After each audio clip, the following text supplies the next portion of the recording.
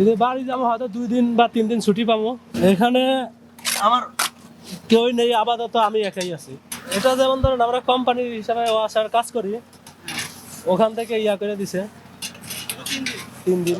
ঈদ তো হবে, ঈদ তো হয়তো সরকারি ছুটি 10 দিন, এরা ভালোভাবে ঈদ করবে, আমরা তো হয়তো একটু নর্মাল ভাবে করুম।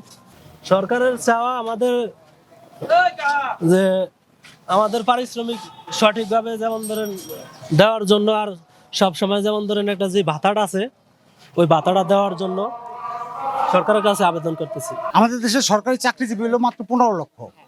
আমাদের 17 কোটি 18 কোটি মানুষ, প্রায় 20 কোটির কাছাকাছি আমরা। এই 17 কোটির হিসাব করতে হবে, মানে সাধারণ প্রোডাকশনটার হিসাব, সাধারণ মানুষের হিসাব করতে হবে। সরকারি চাকরিজীবী আগে ছিল 7 লাখ 8 লাখ ছিল, এখন এই আওয়ামী লীগ সরকারের এত দিনে 15 লাখে পৌঁছেছে।